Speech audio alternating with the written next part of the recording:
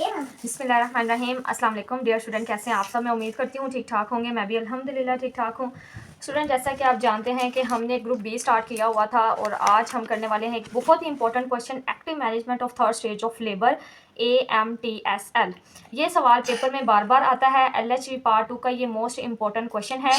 First shift, second shift या फिर LHV part 1 first year वाले स्टूडेंट को भी active management of third stage, first stage या फिर सेकंड स्टेज के ऊपर कंप्लीट नोट आ सकता है। ये बहुत इंपॉर्टेंट, ये वीडियो फर्स्ट ईयर और सेकंड ईयर दोनों स्टूडेंट्स के लिए ही बहुत इंपॉर्टेंट है। सो आपने जो है वीडियो कंप्लीट वॉच करनी है, आपके फ़ायदे के लिए है।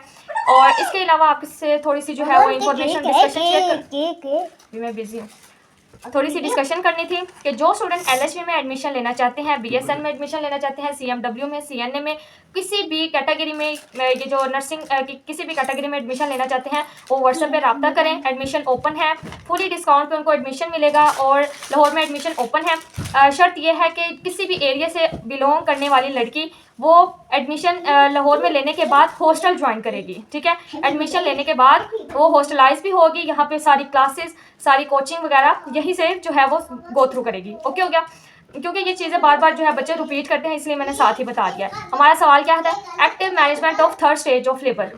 उसमें दरवाज़ा बंद कर दें।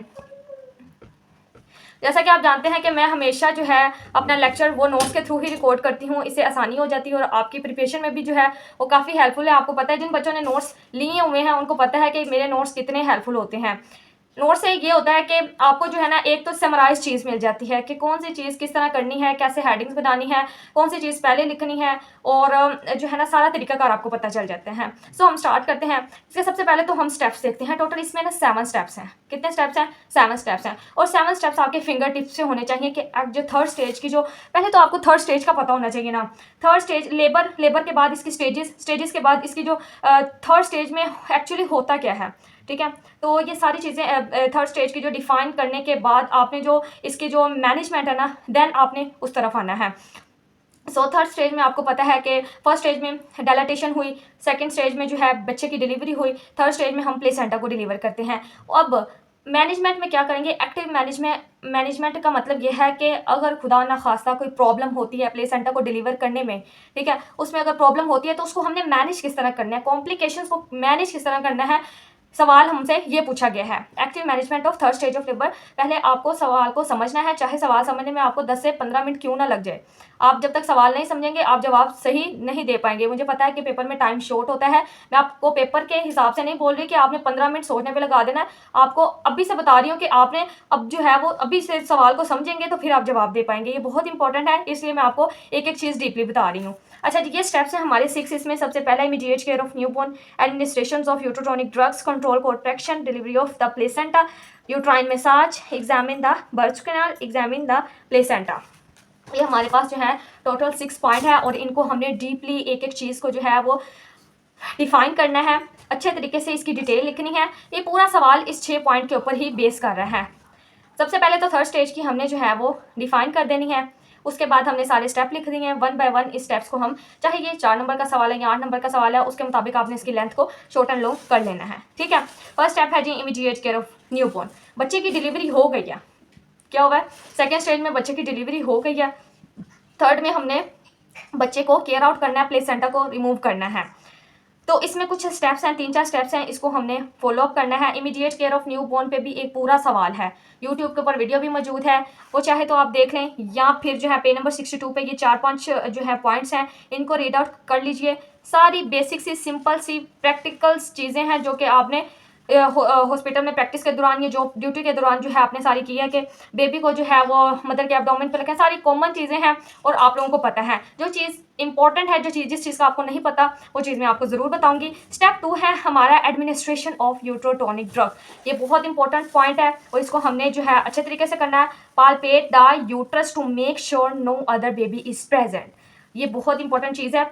हमने जो है ना यूट्रस को पालपेट करना है कि क्या अदर बेबी प्रेजेंट तो नहीं है। बाज़ औक़ात ऐसा होता है डिलीवरी हो गई है, एक और बेबी, छोटा सा तो बेबी होता है, एक और बेबी मौजूद होता है, पता नहीं चलता, स्टिच कर दिया जाता है, या फिर डिलीवरी को हम जो है वो कंप्लीट हो जाती है और प्लेसेंटा भी रिमूव हो जाता है, बट अदर बेबी जो है वो बाज़ औक़ात नहीं पता चलता, मिस्टेक हो जाती है, किसी से भी हो जाती है। तो हमने जो है एहतियात करनी है, ये सारी चीज़ें देखनी है। If no other baby is present, administer uterotonic drug oxytocin 10 unit IM। अच्छा जी, अगर बेबी प्रेज़ेंट नहीं है देन हमने क्या करना है, 10 यूनिट ऑक्सीटोसिन जो है हमने IM मदर को देने हैं। यूटोटोनिक जो है वो इसलिए ज़रूरी है ताकि यूट्रस जो है वो अपनी जगह पे दोबारा से कॉन्ट्रैक्ट होके चली जाए और मदर जो है PPH, ये जो ब्लड लॉस है, पोस्टपार्टम हेमरेज है, इससे प्रिवेंट हो सके with in 1 minute of delivery. जैसे ही डिलीवरी को 1 मिनट हो गया, ये 1 मिनट के अंदर अंदर जो है ना हमने यूटोटोनिक ड्रग देना है और ये बहुत ज़रूरी है स्टेप, ठीक है। देन स्टेप नंबर 3 है हमारा कंट्रोल कोड ट्रैक्शन। तीसरा स्टेप क्या है, पहले तो इन 7 स्टेप्स को आपने अच्छे से रट्टा मार लेना है, अच्छे तरीके से जो है ना आपने रट्टा मार लेना है, ताकि जब आपको ये सवाल आए तो आपकी 7 पॉइंट फटाफट लिखने के बाद आप फिर जो है 1 बाय 1 जो है इन सारे स्टेप्स को आप ये थोड़ी थोड़ी डिफाइन करते जाएं। स्टेप नंबर 3 में कंट्रोल कोड ट्रैक्शन। कुछ बच्चों को तो इसकी एब्रीवेशन CCT का मतलब ही नहीं पता और कुछ बच्चों को पता है लेकिन उसका एक्चुअल मतलब यानी जो इसका कॉन्सेप्ट है ना वो नहीं पता। तो कंट्रोल कोड ट्रैक्शन का मतलब होता है wait approximately 2 to 3 minutes after the birth, then place 1 clamp 4 centimetre from the baby abdomen, gently milk the cord toward the women. अच्छा, ये तकरीबन जो है ना तीसरे स्टेप में 10 पॉइंट लिखे हुए हैं, तो हमारे पास तो इतना टाइम नहीं होगा कि हम इन 10 पॉइंट्स को जो है वो नोट डाउन कर लें या जो है इनको लिख लें। तो आपने शॉर्टली जो है ना नोट्स में हर चीज़ शॉर्ट वे में जो मेन चीज़ है, जो चीज़ का थीम है वो डिफाइन किया हुआ है। आपको बहुत आसानी होगी याद करने में।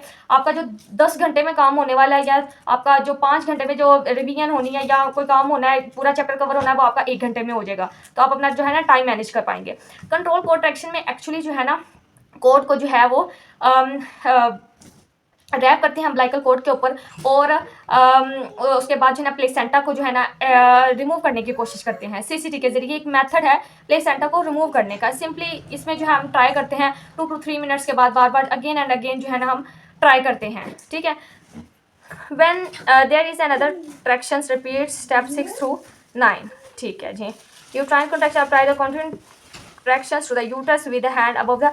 ये सारी चीज़ें जो है ना समझने वाली हैं। इसमें 2-3 सिर्फ आपने पॉइंट याद करने हैं। स्टेप नंबर 4 है delivery of the placenta as a placenta deliver. Hold both hand, हमने जो है ना दोनों हाथों में प्लेसेंटा को पकड़ लेना है और प्लेसेंटा को जो है वो रिमूव कर देना है। Slowly pull the to complete the delivery. Move membranes up and down, membrane को हमने अप एंड डाउन मूव करना है until दे डिलीवर, जब तक वो डिलीवर नहीं हो जाती। If the membrane tear gently examine the upper vagina and cervix. ये छोटी छोटी सी चीज़ें हैं, जब आप प्रैक्टिकल इनको करेंगे तो आपको समझ आ जाएगी सारी चीज़ें क्या लिखी हुई हैं। स्टेप नंबर 5 है uterine massage. Immediately massage the fundus of the uterus to the women abdomen until the uterus is contracted. Uterus को फ्रीम करने के लिए, को मजबूत करने के लिए, कॉन्ट्रैक्ट करने के लिए हम मसाज करते हैं, ठीक है। देन है हमारा examine the birth canal. Birth canal को क्यों हम एग्जामिन करेंगे, direct strong light into the perineum. अच्छा जी, लाइट के जरिए जाहिर सी बात है लाइट से ही जो है हम बर्थ कैनाल को जो है वो देख सकेंगे और उसमें फाइंड आउट कर सकेंगे कि कोई जो है वो